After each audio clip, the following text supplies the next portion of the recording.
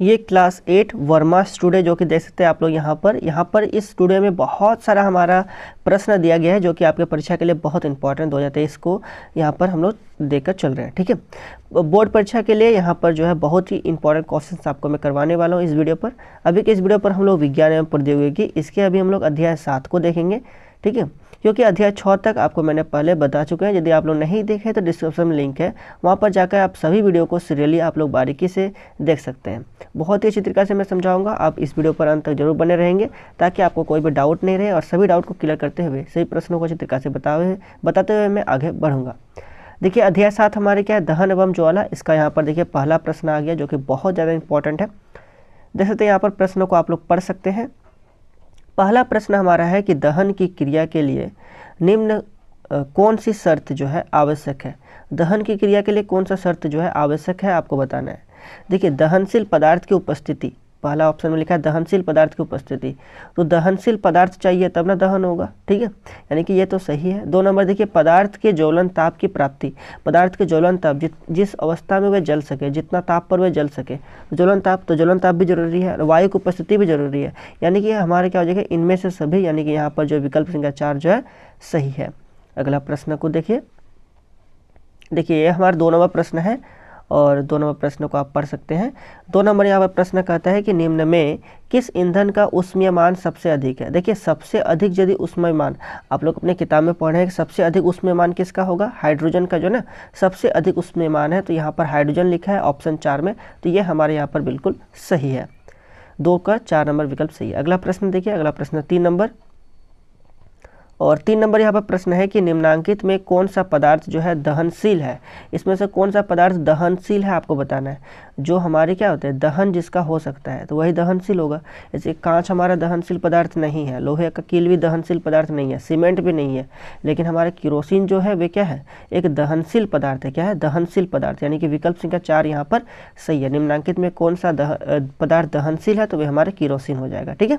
चलिए अगला प्रश्न देखिए, अगला प्रश्न 4 नंबर यहाँ पर प्रश्न है कि निम्नांकित में कौन सा पदार्थ अदहनशील है। क्या बोला है, अदहनशील। अदहनशील मतलब क्या, जो हमारे दहन ना करे, जो पदार्थ दहन ना करे। जैसे कि लकड़ी तो दहन करती है ना, पेट्रोल भी दहन करती है, पेट्रोलियम भी कोयला भी दहन करती है और हमारा पेट्रोल भी दहन करती है, लेकिन हमारा पत्थर जो है वे हमारे क्या अदहनशील पदार्थ है। पत्थर क्या है, अदहनशील पदार्थ, तो ये विकल्प संख्या 4 हमारे क्या सही हो जाएगा। यहाँ अदहनशील पूछा था इसलिए हमारे विकल्प संख्या 4 जो है पत्थर, ये हमारे यहाँ पर बिल्कुल सही है। चलिए अगला प्रश्न को देखिए, अगला प्रश्न देखिए 5 नंबर, और यहाँ पर 5 नंबर हमारा प्रश्न है कि किसी पदार्थ के दहन का पोषक पदार्थ है, किसी भी पदार्थ है उसका आखिर पदार्थ के दहन के लिए क्या होना सबसे आवश्यक है, ठीक है। कार्बन का होना आवश्यक है, कार्बन मोनोऑक्साइड का होना आवश्यक है, ऑक्सीजन का होना आवश्यक है कि जल का होना आवश्यक है। तो यहाँ पर आपको बता दूँ किसी पदार्थ के दहन का पोषक पदार्थ जो होना आवश्यक है तो वह हमारे क्या हो ऑक्सीजन का होना जो है आवश्यक है, ठीक है, ऑक्सीजन का। देखिए आप लोग यहाँ पर इसका सूत्र याद रखिएगा, जैसे कि कार्बन का क्या होता है सी होता है, ठीक है, कार्बन का सी कैपिटल सी, और कार्बन मोनोऑक्साइड का क्या होता है CO होता है, CO, सी कैपिटल O भी कैपिटल, ठीक है। और जल का तो आपको पता है H2O होता है, तो ये आपको याद रखना यहाँ पर बहुत ज़्यादा इंपॉर्टेंट है, ठीक है। चलिए आगे हम लोग बढ़ते हैं। अगला देखिए 6 नंबर प्रश्न, और यहाँ पर 6 नंबर प्रश्न जो है वे हमारे क्या है, खाना पकाने के लिए सबसे अच्छा ईंधन कौन सा है। देखिए खाना पकाने के लिए सबसे अच्छा ईंधन देखिए हमारा लकड़ी नहीं है, ठीक है, लकड़ी बहुत ज़्यादा धुआं करती है, और कोयला तो नहीं है फिर हमारा, तो सबसे अच्छा यहाँ पर बताने इसमें से, ठीक है, हाइड्रोजन। तो यहाँ पर देखिए हमारे विकल्प संख्या 3 जो है ये LPG लिखा है, तो LPG यहाँ पर बिल्कुल हमारे क्या सही है। खाना पकाने के लिए सबसे अच्छा ईंधन जो है वे हमारा क्या है LPG है, LPG सबसे अच्छा ईंधन है। चलिए आगे हम लोग बढ़ते हैं। अगला हमारे क्या है 7 नंबर प्रश्न को, ठीक है। 7 नंबर प्रश्न, हाइड्रोजन का उपयोग खाना पकाने में नहीं करते हैं। हाइड्रोजन जो बहुत ही खतरनाक गैस होती है, ठीक है, बहुत ही ज़्यादा ज्वलन ये ईंधनों में, ये जो रॉकेट इंजन वगैरह इसमें उपयोग होता है। 7 नंबर यहाँ पर प्रश्न देखिए, 7 नंबर हमारा प्रश्न है कि दहन के लिए आवश्यक है। दहन के लिए क्या आवश्यक है बताइए। हवा चाहिए, पानी चाहिए, आग चाहिए, ज्वाला चाहिए। देखिए जलने के लिए ना क्या चाहिए, हवा चाहिए। क्या चाहिए, हवा। तो दहन के लिए आवश्यक क्या है, हवा है। विकल्प संख्या 1 हमारा सही है। अगला प्रश्न देखिए 8 नंबर। 8 नंबर यहाँ पर प्रश्न है कि दहन के लिए कौन सी गैस आवश्यक है। दहन के लिए कौन सी गैस आवश्यक है, ठीक है, आपको बताना है। तो दहन के लिए जो है वे हमारी कौन सी गैस आवश्यक है, ऑप्शन को आप लोग दे सकते हैं, nitrogen, oxygen, carbon dioxide, carbon monoxide. तो दहन के लिए कौन सी गैस आवश्यक होती है, तो ऑक्सीजन हमारा आवश्यक होती है, ऑक्सीजन आवश्यक है, यानी कि हमारा विकल्प संख्या 2 जो यहाँ पर सही है। अगला प्रश्न 9 नंबर देखिए। 9 नंबर प्रश्न है कि ईंधन के ऊष्मीयमान का मात्रक जो है कौन है। ईंधन का ऊष्मीयमान क्या होता है, किलोजूल पर केजी होता है। क्या होता है, किलोजूल पर केजी, यानी कि हमारे विकल्प संख्या कौन सा में लिखा है, किलोजूल पर केजी, तो विकल्प संख्या 2 में लिखा है किलोजूल पर केजी, ये हमारे दोनों विकल्प जो है सही है। अगला प्रश्न 10 नंबर देखिए। 10 नंबर प्रश्न है कि तेल में लगी आग को किस अग्निशामक द्वारा बुझाया जाता है।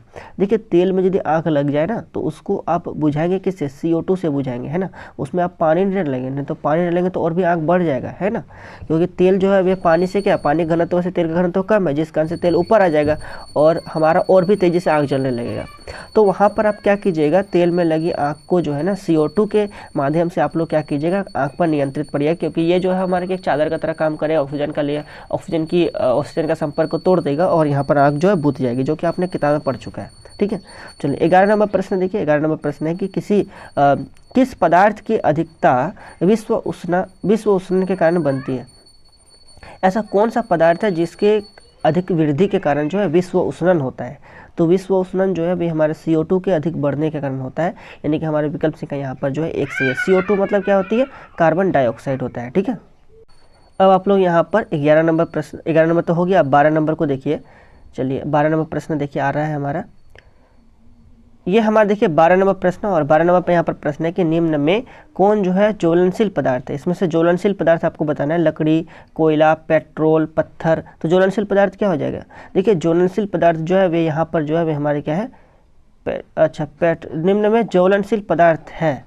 तो ज्वलनशील पदार्थ जो है पेट्रोल हमारे क्या है, ज्वलनशील पदार्थ। यहाँ पर ज्वलनशील पदार्थ देखिए कोयला भी हमारा है और लकड़ी भी हमारा ज्वलनशील पदार्थ ही है, ये भी ज्वलनशील पदार्थ है, ये भी ज्वलनशील पदार्थ है। ठीक है, तो यहाँ पर बोला है कि ज्वलनशील पदार्थ है, तो वे हमारे क्या है, कोई लकड़ी भी हो जाएगी, कोयला भी हो जाएगा, पेट्रोल भी हो जाएगा ऐसे। लेकिन यहाँ पर जो है विकल्प यहाँ पर कुछ मिस्टेक मारा है, अज्वलनशील हमारा होना चाहिए था कि यहाँ पर जो है अज्वलनशील कौन सा है, तो पत्थर तब अज्वलनशील कहते हैं हम लोग।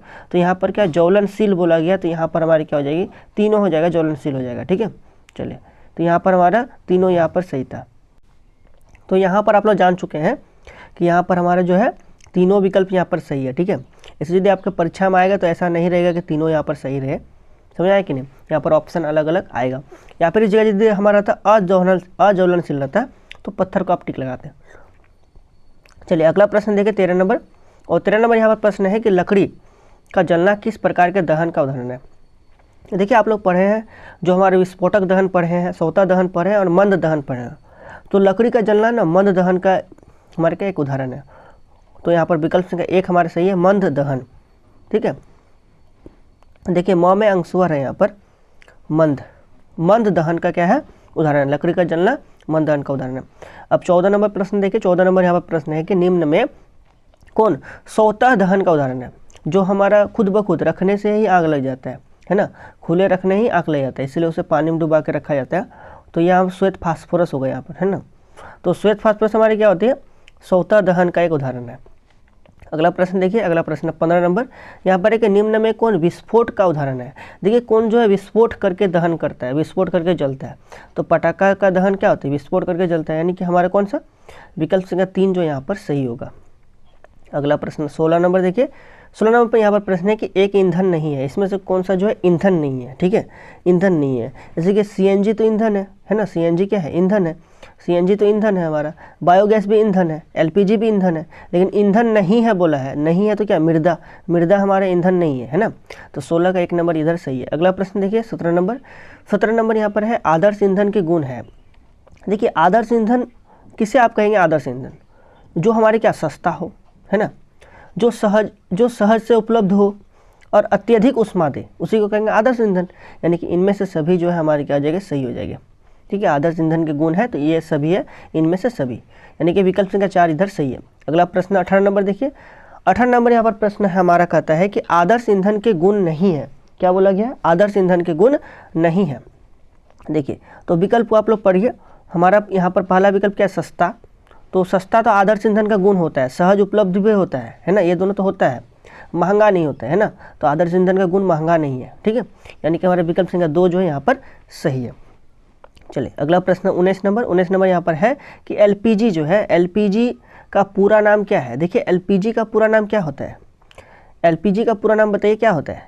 एलपीजी का पूरा नाम जो होता है लिक्विफाइड पेट्रोलियम गैस होता है। क्या होता है, लिक्विफाइड पेट्रोलियम गैस, यानी कि विकल्प संख्या इधर कौन सा सही है, विकल्प संख्या 2 जो यहाँ पर सही है, लिक्विफाइड पेट्रोलियम गैस हमारा एलपीजी का क्या है, पूरा नाम है।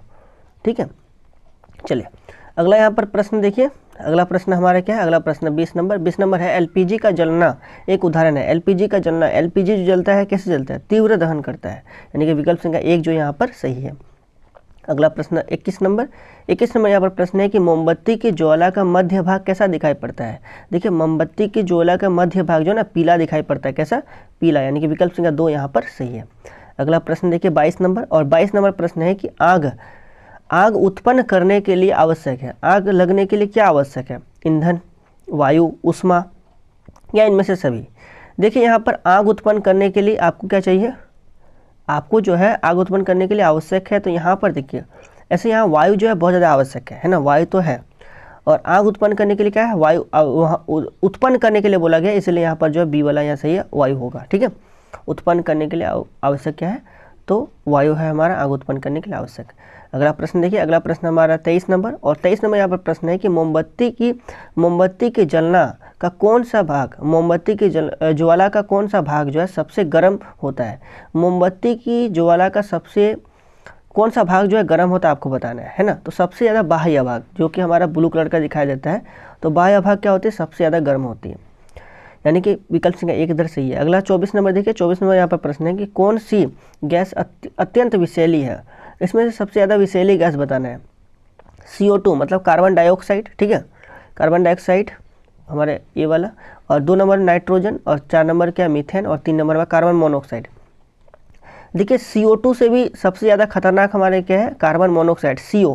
देखो अब अभी आपको मैंने बताया कार्बन मोनोऑक्साइड का सूत्र क्या होता है, CO होता है। ठीक है, तो कार्बन मोनोऑक्साइड जो ना सबसे खतरनाक गैस है, सबसे अत्यंत विषैली गैस है, तो कौन सा हो जाएगा, इधर हमारा विकल्प संख्या 3 जो यहाँ पर सही हो जाएगा। ये यहाँ पर 25 नंबर प्रश्न है, और 25 नंबर यहाँ पर प्रश्न करता है कि ज्वाला में कितने क्षेत्र होते हैं। ठीक है, देखिए ज्वाला में कितने क्षेत्र होते हैं, ज्वाला में 3 क्षेत्र होते हैं। कितने होते हैं, 3 क्षेत्र, जो कि आपने अपने किताब के मोमबत्ती में आप लोग यहाँ पर पढ़े हैं। ठीक है, उसमें क्षेत्र आपको बताया गया था, वहाँ पर फिगर भी था, चित्र भी था, तो वहाँ पर भी आप लोग जाने थे। ज्वाला में कितने क्षेत्र होते हैं, 3 क्षेत्र होते हैं। ठीक है, अगला हम लोग प्रश्न देखेंगे। अगला प्रश्न हमारे देखिए 26 नंबर यहाँ पर प्रश्न है कि विद्युत उपकरणों में लगी आग बुझाने के लिए सबसे अच्छा अग्निशामक कौन सा है। देखिए विद्युत उपकरण, उसमें यदि आग लगेगा तो आप लोग किससे बुझा सकते हैं, कार्बन डाइऑक्साइड से। सबसे अच्छा क्या है, कार्बन डाइऑक्साइड अग्निशामक। ठीक है, जिसे हम लोग कहते हैं CO2, इसका संकेत है, सूत्र इसका है।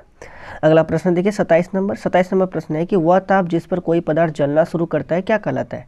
देखिए कोई पदार्थ जलना शुरू करता है जिस ताप पर, उसी ताप को कहते हैं ज्वलन ताप। क्या कहते हैं, ज्वलन ताप, यानी कि विकल्प संख्या 1 में लिखा है ज्वलन ताप, ये हमारे यहाँ पर सही है। अगला 28 नंबर प्रश्न देखिए, कागज के कप में पानी डालकर गर्म करने पर क्या होगा। देखिए कागज के कप में यदि आप लोग पानी डालेंगे और गर्म करेंगे इसे, तो हमारे क्या होगा, कागज का कप नहीं जलेगा। कागज का कप क्या होता है, नहीं जलेगा, और पानी आपका गर्म हो जाएगा, है ना।